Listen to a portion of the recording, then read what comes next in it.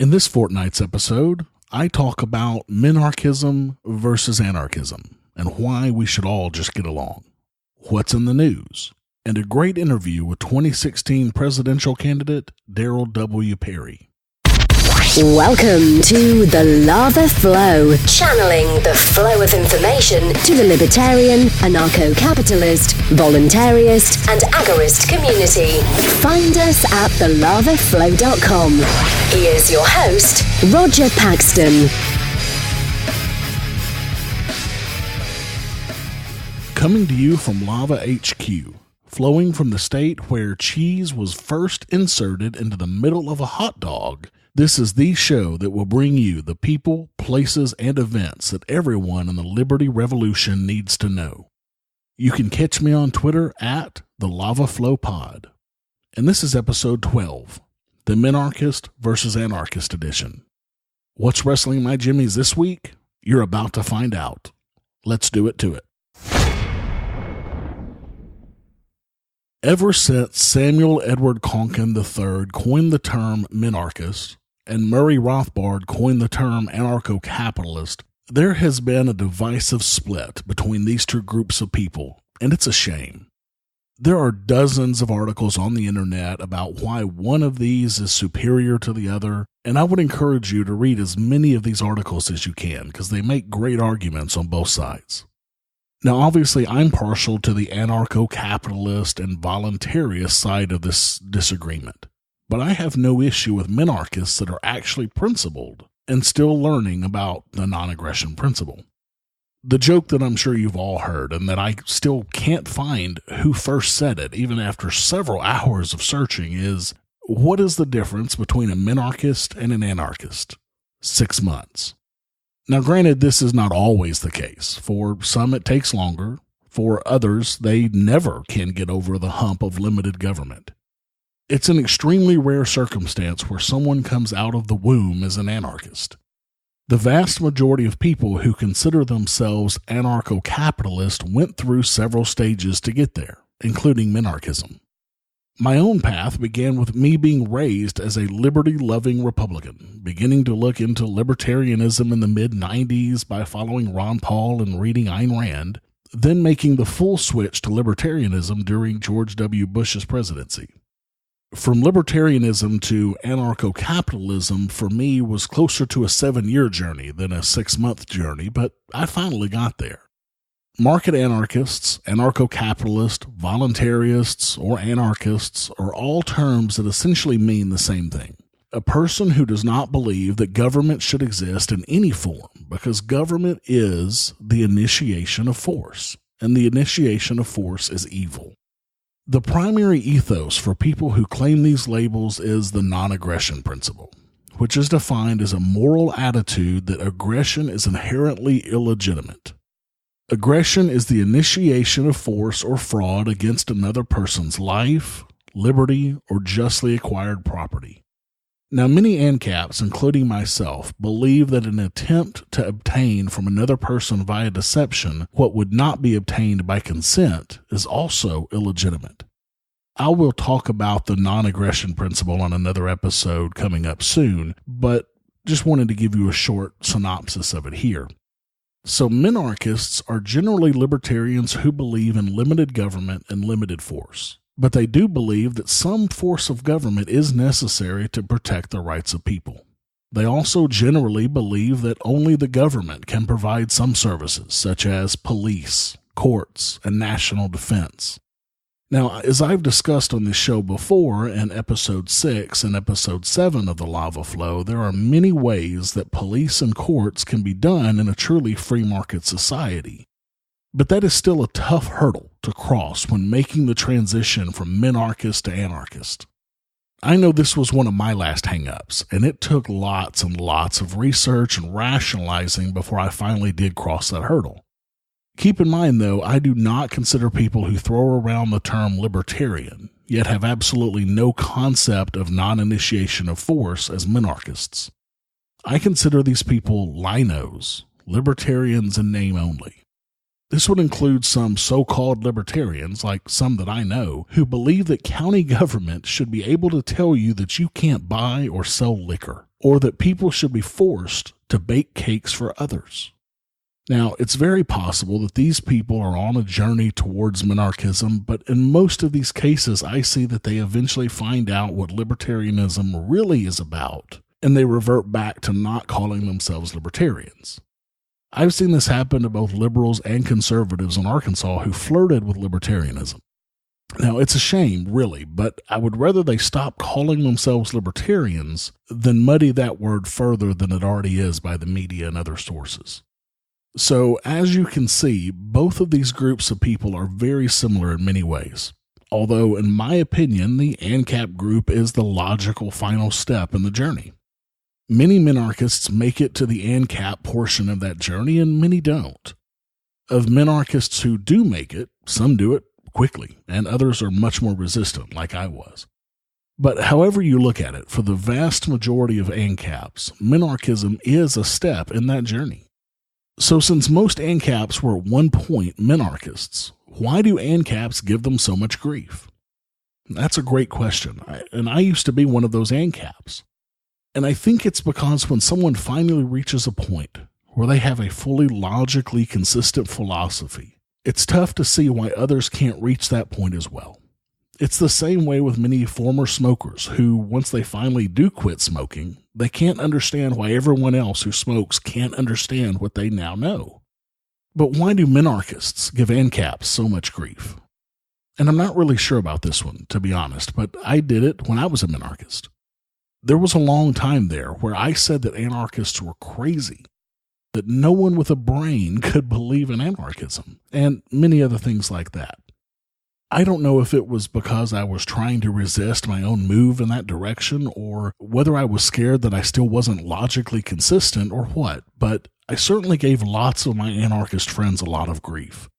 Until what they kept saying to me started to finally take hold, and I realized that I was still barely logically inconsistent.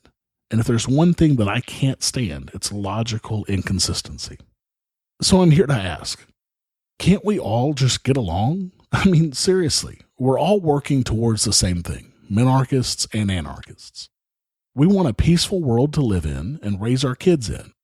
We want to keep the fruits of our own labor and have the ability to enjoy our lives the way that we see fit, without interference from others.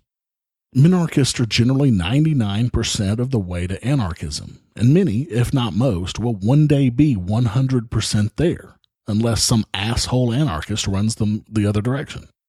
Now, I'm certainly not saying that minarchists and anarchists shouldn't discuss the differences in those two philosophies, because discussing these differences is exactly what helped me make my jump to that last 1%. I remember having many long conversations with anarchists that helped me to understand the philosophy much better and understand that it's not necessary to have an answer for exactly how every single small thing will work in an anarchist society. No more than Apple should have known what an iPhone would have looked like 15 years ago. These discussions are very important, and we need more respectful conversations like this. I had so many conversations with minarchists last weekend at the Libertarian of Arkansas convention, and I hope that I was able to help some of them get over some of those hurdles as well.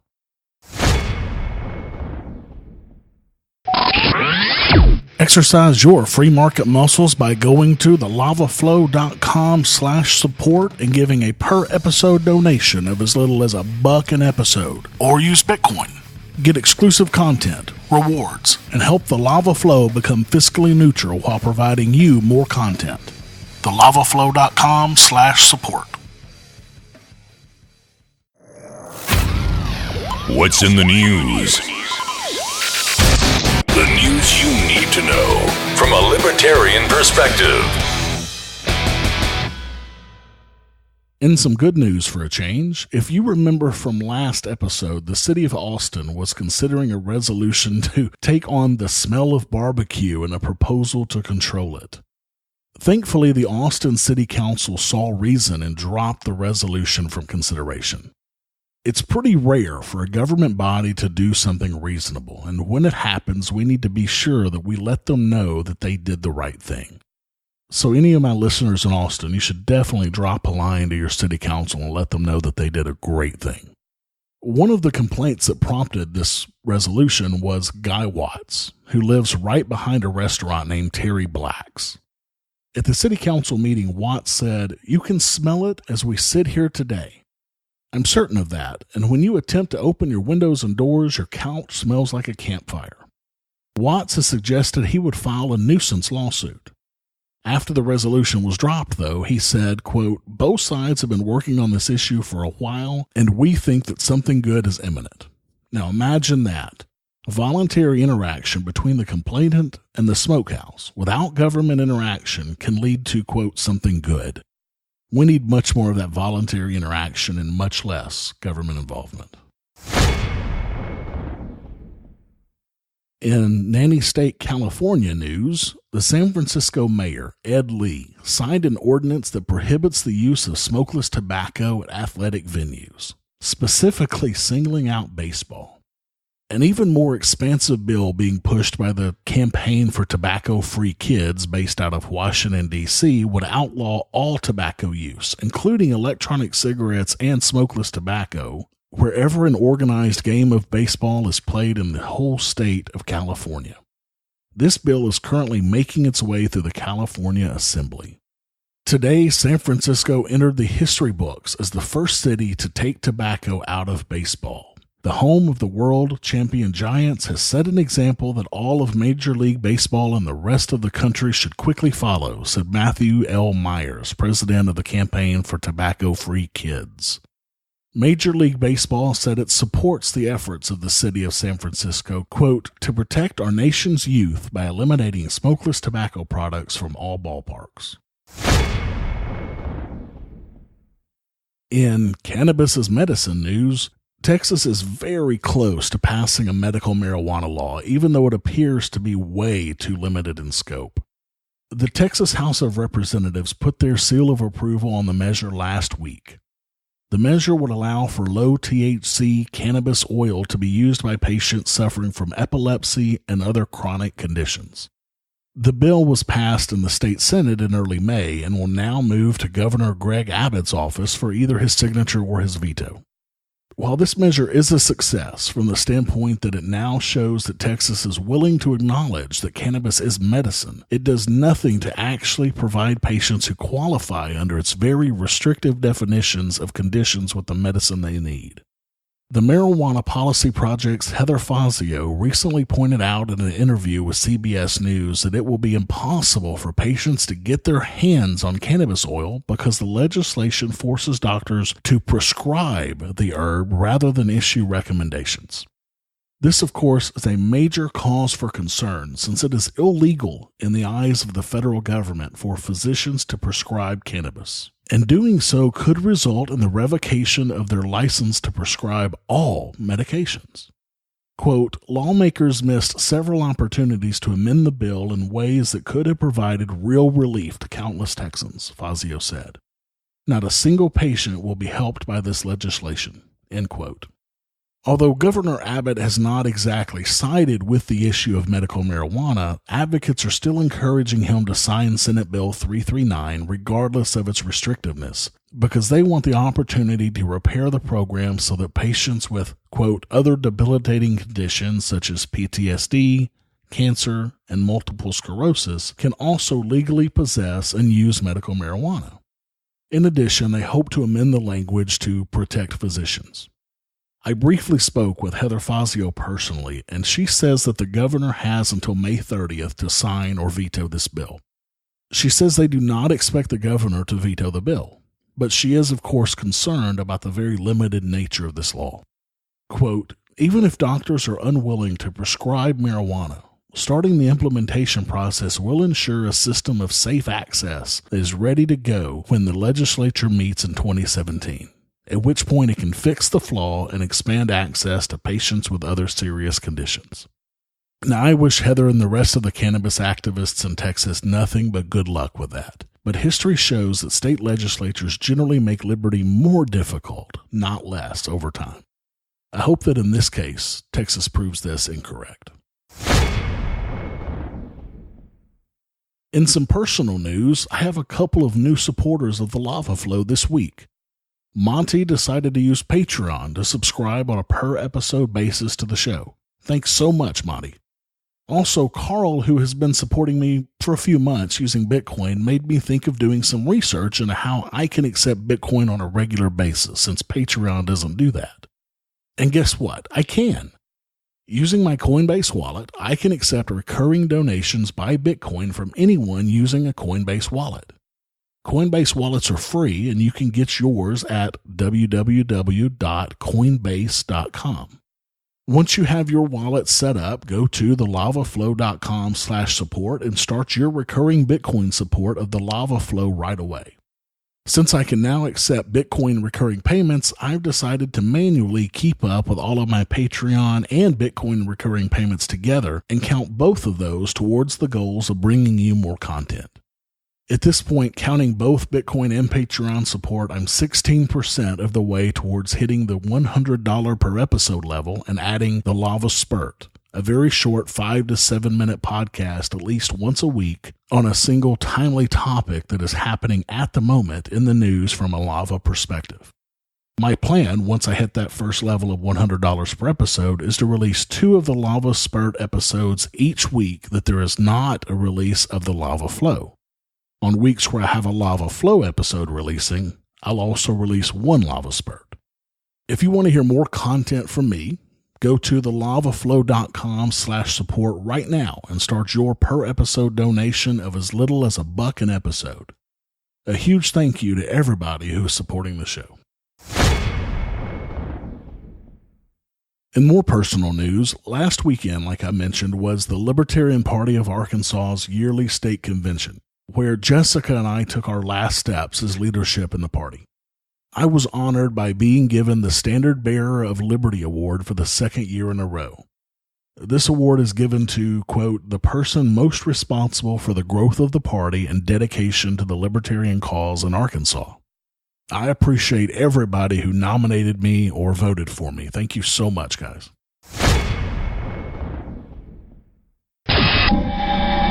Have you subscribed to the Lava Flow on iTunes or any mobile device yet? Then what's wrong with you? Go to thelavaflow.com/subscribe so you don't miss a minute of the show. And while you're subscribing, make sure to leave me a 5-star rating and review the show to help others find our podcast. thelavaflow.com/subscribe. Libertarians on the Hot Plate, an interview segment with hot libertarians. This week, I had the pleasure of interviewing Darryl W. Perry. Now, if you don't know who he is, you really should. Darryl has spent most of his adult life as an advocate and activist for peace and liberty. He's an award-winning author, publisher, and radio TV host, and a regular contributor to several weekly and monthly newspapers. He hosts the daily newscast FPP Radio News, the podcast Peace, Love, Liberty Radio, the weekly news podcast FPP Freedom Minute, and is a regular co-host on Free Talk Live. Darryl is the owner, managing editor of Free Press Publications, a business that he started in June of 2009 with the purpose of ensuring a free press for the freedom movement. Since then, FPP has republished several libertarian anarcho-capitalist classics as well as new books, both fiction and nonfiction, many of which have won awards and other recognitions. So yeah, he's pretty awesome. He lives in Keene, New Hampshire, as an early mover for the Free State Project. But the reason that I'm talking to him this week is because he is seeking the Libertarian Party nomination for president in 2016, and he could use your support. Now, if you've listened to this show for long, you know that I'm a fan of Gary Johnson, because I believe he is just the right amount of libertarian and populist, but I disagree with him on lots of things. But Darryl is about as close to my philosophy as a man can get, so I am seriously considering putting some support behind him. This interview was my way of trying to find out if he deserved my support, so listen up. Keep in mind, the full interview was 1 hour and 45 minutes long, so I've had to cut it very heavily to fit into this format.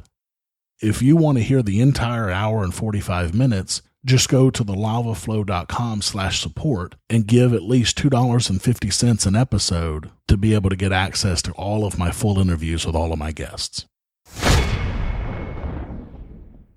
For my listeners who may not know who Darryl Perry is, why don't you take a few minutes and kind of tell everybody who you are?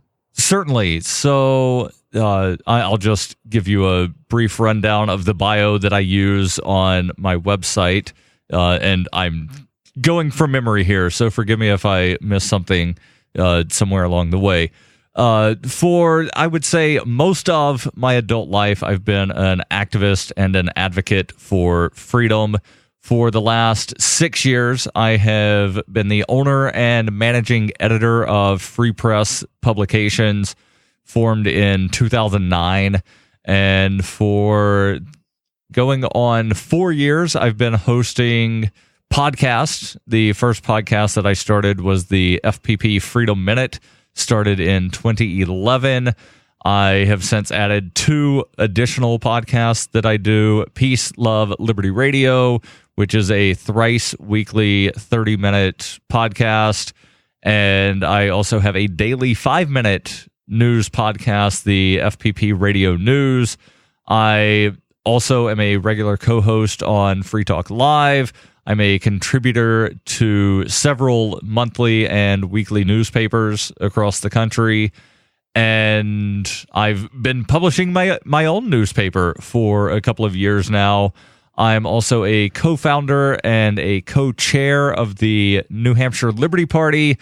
I'm the former chair of the Boston Tea Party National Committee, not to be confused with any of the Sarah Palin, Glenn Beck Tea Party things that were in existence several years ago. And I'm also a presidential candidate in 2016, seeking the Libertarian Party's presidential nomination. But my campaign will not end if I don't get the LP nomination next May. The campaign still continues because I have a goal of giving as many people as possible the chance to vote for an actual libertarian in November 2016. So why are you seeking the LP nomination for president? Well, there are several reasons. And, one of the reasons that I give today is definitely not the same reason that I gave several years ago when I announced that I was going to run in 2016. And, this is, let me sort of go back. Do you remember the lie that you were told in kindergarten that you could be president? Of course, we all do. Right.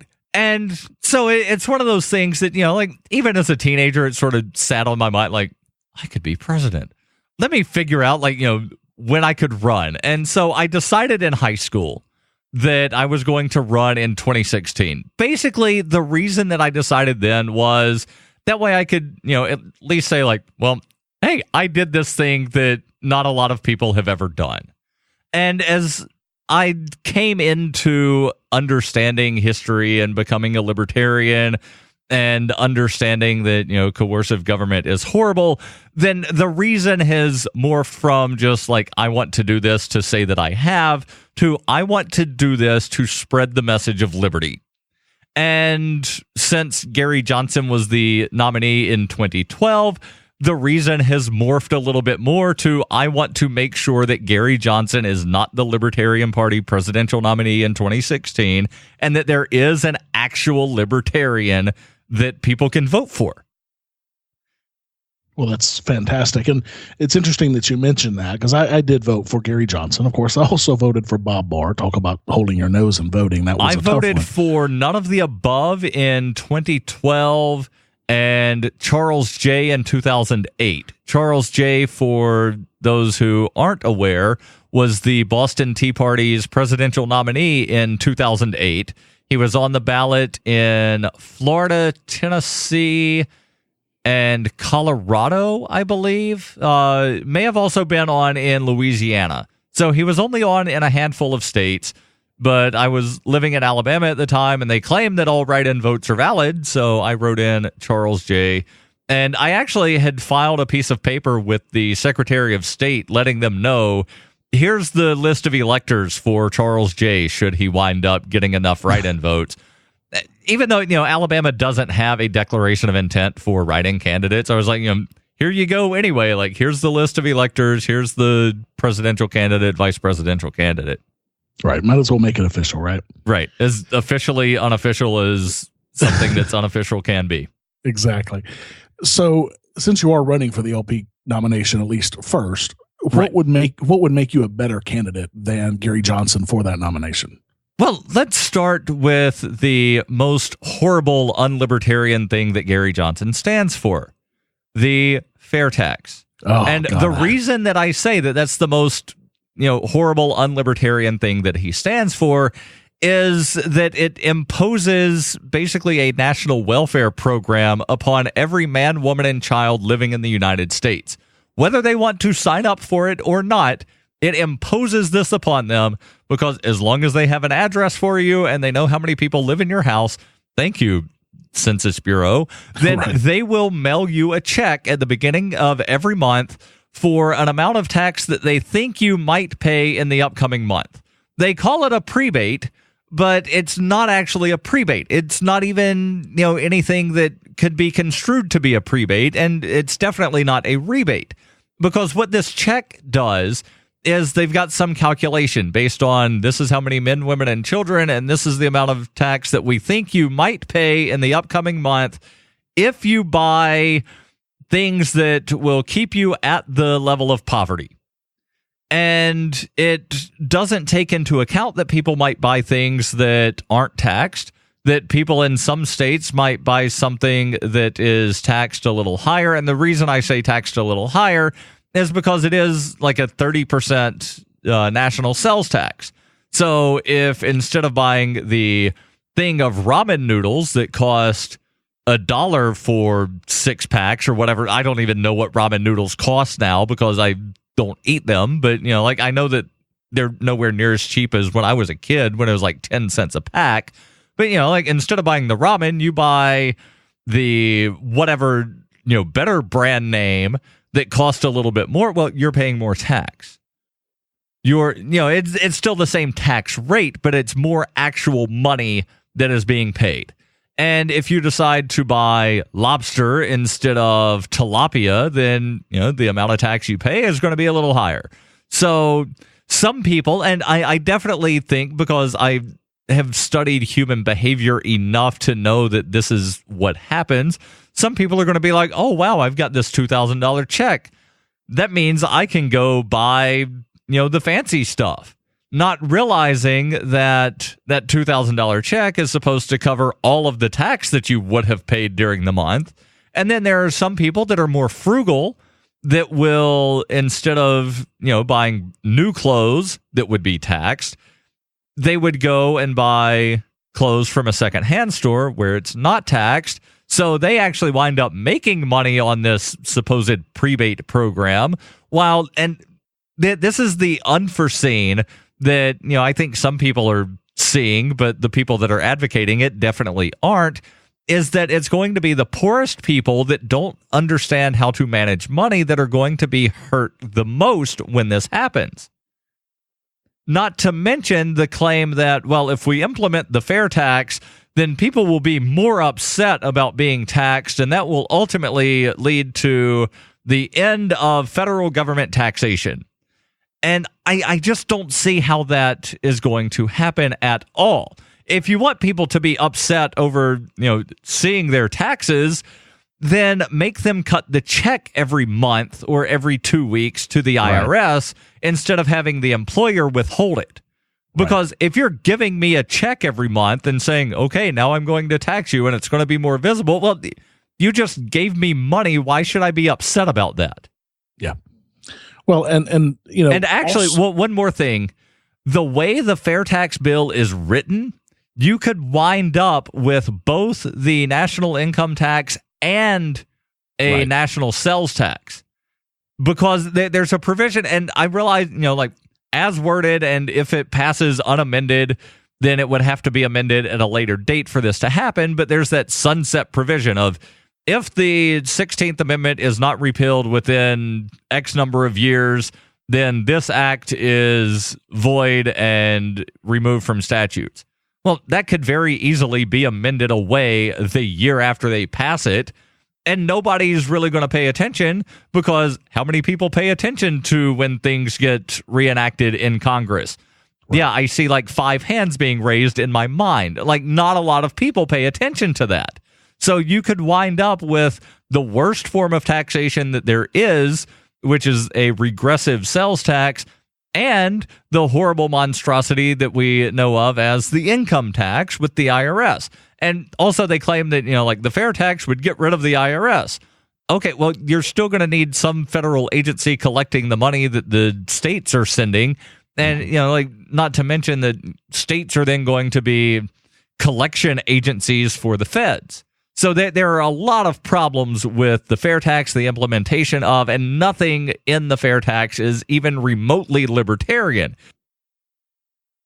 For people who may want to support your run for president or follow your multiple podcasts or check out free press publications, where should they go? What should they do?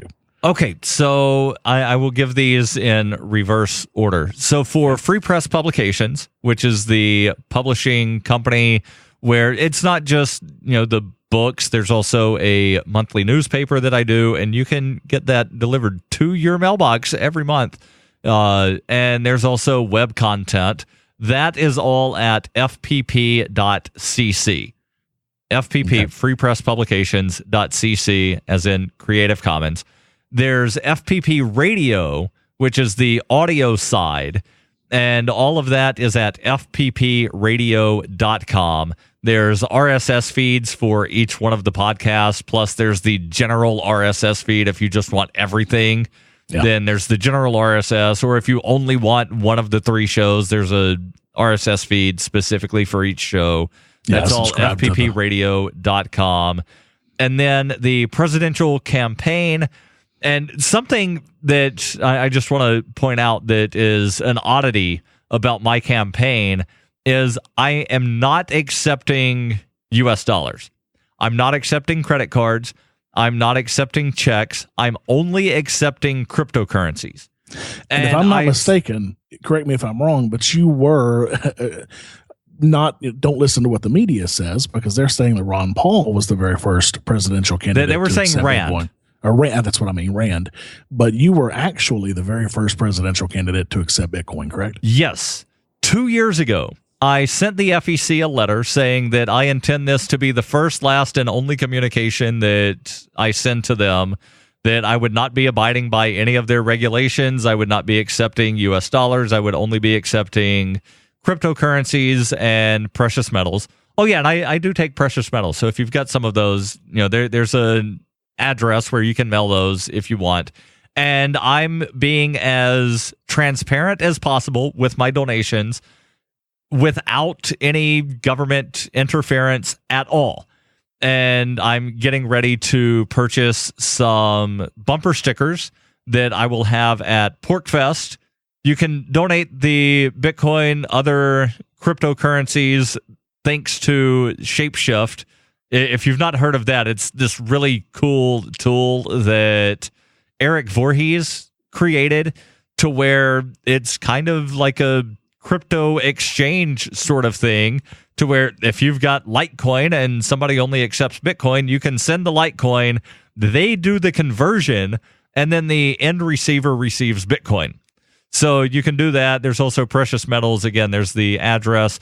That website is darrylwperry.com, DARRYL, middle initial W, Perry, PERRY.com/donate is the donate page. If you just go darrylwperry.com, then I do update that not as often as I should with regular content.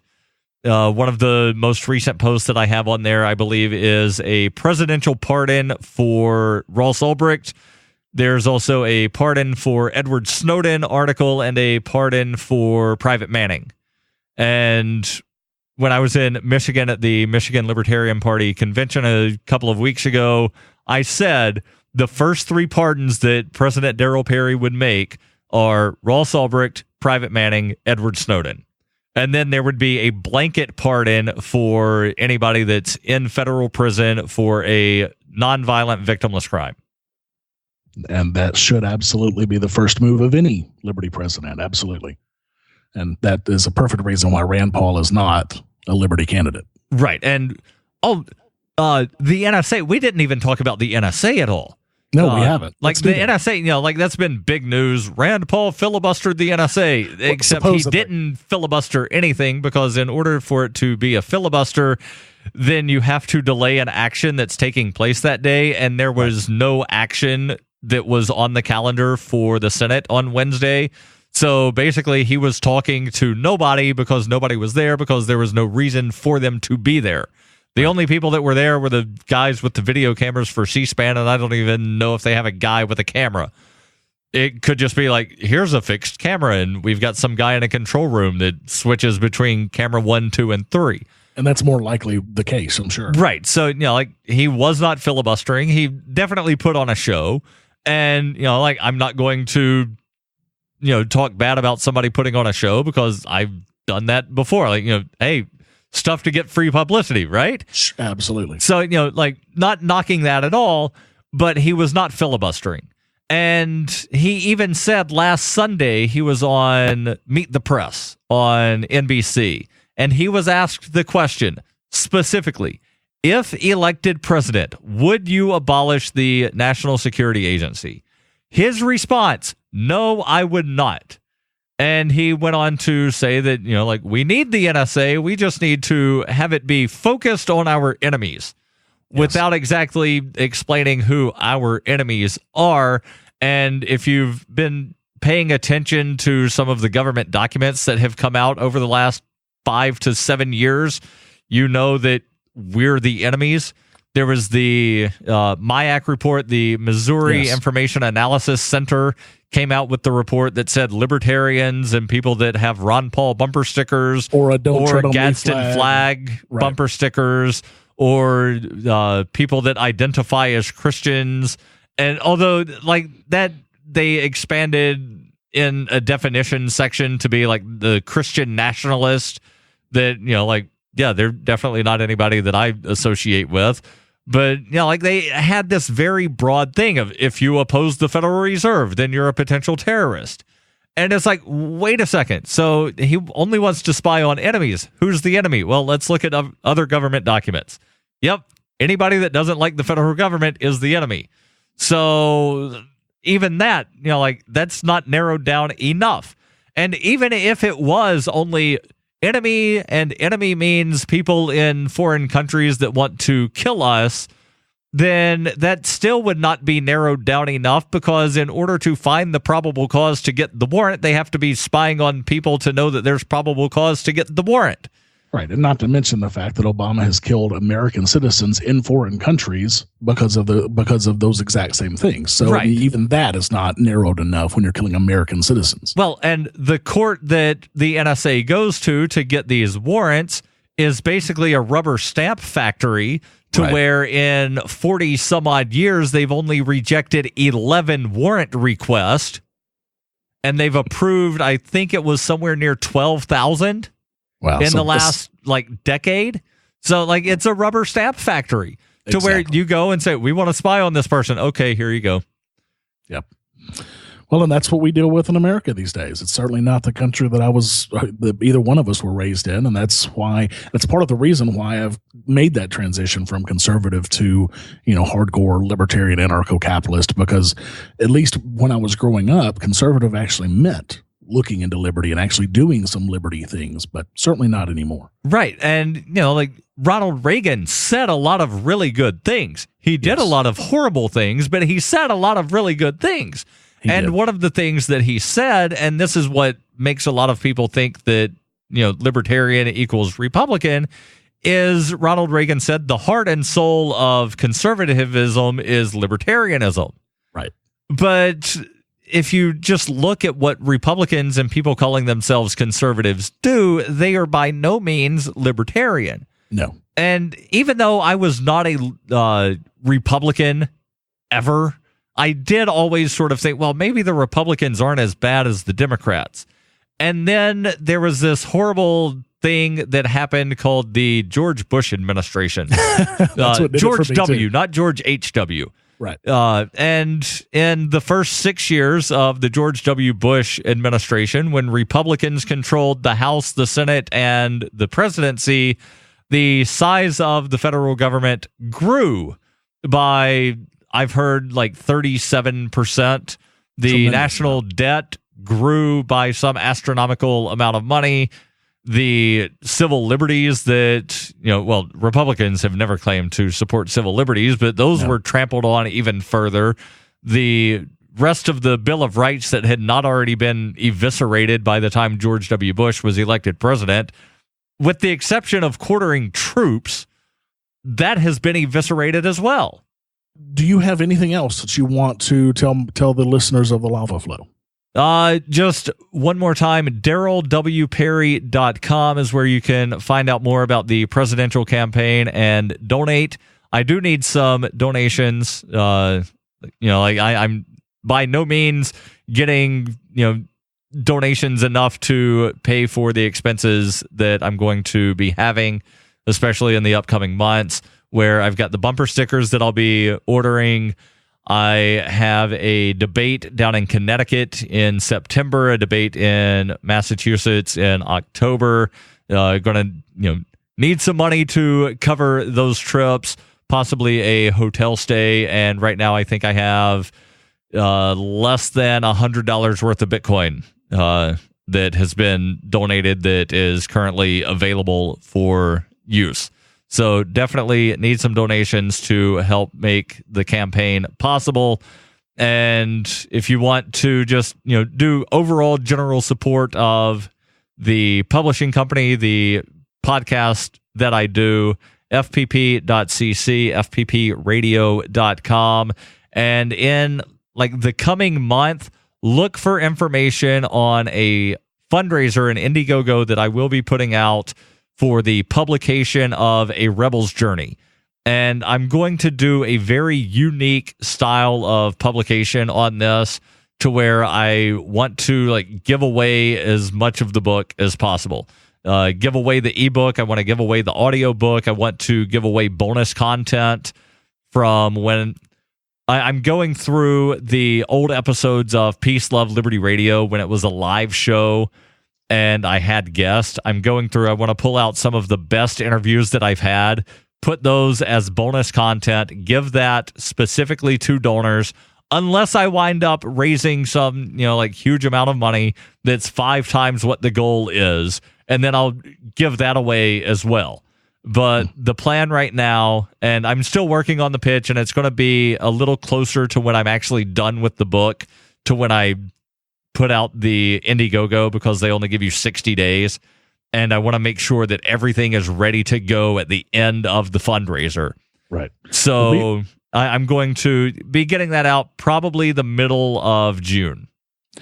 Be sure to let me know when you're going to do that, and I'll definitely bring that up on the Lava Flow and let all my listeners know that that's up and available so that we can start donating to it. Yeah, certainly. And one last quick question. I know that you, obviously, probably Gary Johnson and Mark Allen Feldman have already have said that they're probably going to run. Do you know of any other people that are going to be running for the LP nomination? There's one other guy that I've heard of. His name is Cecilents. And I had only heard of him after he said that he was going to run. And okay. I've looked up his platform, and he has some very horribly non-libertarian positions.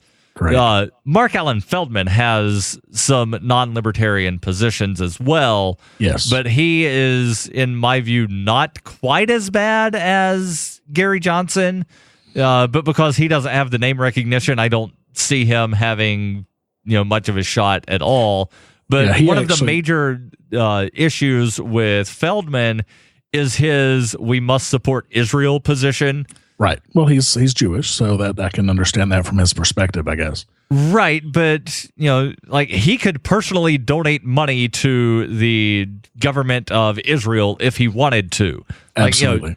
Supporting Israel and forcing other people to support Israel are two totally different things. Right. And he actually flew down. Last weekend was the LP of Arkansas's convention, and I was the secretary. I'm finally done with all of that, and my wife was the chair, so we're taking a huge break because we need it. But he actually flew down on his own dime to come to our convention and speak for 10 minutes And so I actually got to meet him last weekend. And, you're right. There are several things that he does, that he talks about, that are certainly not libertarian. But on other issues, he's very dead on. So I'm hoping to have him on the show in a couple of weeks too. So, and eventually I'd like to have Gary Johnson and anybody else who's running. But you mentioned earlier in the episode, Tom Knapp. I know that at one point he was looking at running in 2016. Has he dropped out of that, or is he still planning on doing that? Do you know? As far as I know, he is supporting the NOTA campaign to basically have none of the above as the candidate. And there are reasons to support that. There are reasons to oppose that. And one of the main reasons that I oppose having NOTA as the nominee of any national political party is because, based on history, when a political party that is a national party ceases to have a presidential candidate, they cease to exist as a party. Right. Now, I fully anticipate and plan on running as a none of the above candidate. And when I say that, I mean, like in states, and I'm assuming here that I do not get the LP nomination just because, chances are so likely that Johnson is going to run again, and the Ooh Shiny Thing caucus will hand him the nomination on a silver platter. Right. That I'm, looking at the general election here. And what I plan on doing is trying to get on as many ballots as possible. Realistically, that's probably going to be less than 6. And I plan on filing as a certified write-in candidate in as many states as possible. Some states are easier than others. North Carolina, for instance, you actually have to have petitions in addition to the list of electors to be able to be a write-in candidate for president. And, there's no other state where you have to gather petitions to be a write-in candidate. So North Carolina might be a little difficult. But, like most other states that allow write-in candidates, I plan to jump through the hoops on as many of those as possible. And Nevada does not allow write-in candidates, but they do have none of the above on the ballot. So in Nevada, I am going to, again, assuming that I'm not the LP nominee, I'm going to encourage people in Nevada to vote for none of the above. And I am going to consider those to be votes for me, because I am advocating that the people that are running, like the Republicans and the Democrats that are running, are horrible. We don't want either of them. We want none of the above. So I'm considering my campaign in some ways to be a NOTA campaign. But it's also an educational campaign to get the ideas of liberty out to people that might not hear them otherwise. Because, and I said this on Jeff Berwick's show when he had me on Anarchist about a month ago, said when you run for major political office, you get opportunities that you would not have gotten otherwise. Absolutely. So that is another reason why I'm running, to have the opportunities to talk about abolishing the federal government. I don't know any other presidential candidate that is saying the federal government should be abolished. And there isn't, and there probably won't be. So that's certainly something that we need to have, because that's a discussion the country as a whole needs to have. Obviously, the federal government has not helped us in 40 years. So it's certainly time to start looking at doing something a little bit different. Yeah. So that's really all that I had. I certainly, Darryl, I appreciate your time more than you know. I took a lot more of your time than I intended to, but damn, I just enjoyed the conversation so much. So I certainly appreciate your time. Thank you for listening to the show this week. As always, I need to thank my very best friend, Jessica, for her help with this show, and Sheltered Life for allowing me to use their music. For the show notes to this episode, where I put links and information that's been on the show, go to thelavaflow.com/12. Next week on The Lava Flow, I will have an interview with Brett Bittner, the executive director for the Advocates of Self-Government. Brett's a good friend of mine, and he was recently given this new position with the Advocates, so I wanted to take some time and discuss it with him. You don't want to miss that episode in 2 weeks, coming out on June 9th. I received a few more iTunes reviews recently. Hoosier Country says, "This is one of my favorite libertarian podcasts." Monta Dre says, "I love this show. So well thought out and produced. I wish Roger could get out as many as Tom Woods does."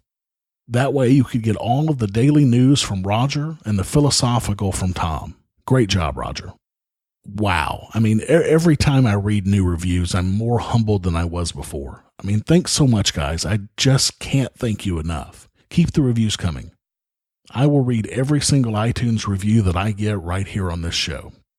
If you, like Montague, like what this show gives you and you want more of it, and to keep this show ad-free, exercise your free market muscles by going to thelavaflow.com/support and giving a per episode donation of as little as $1 an episode using Patreon or Bitcoin.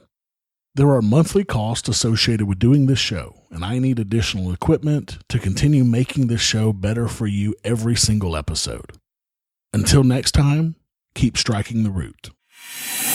Thank you for listening to The Lava Flow at thelavaflow.com. Don't miss an episode. Subscribe now at thelavaflow.com/subscribe. This has been a Pax Libertas Productions podcast.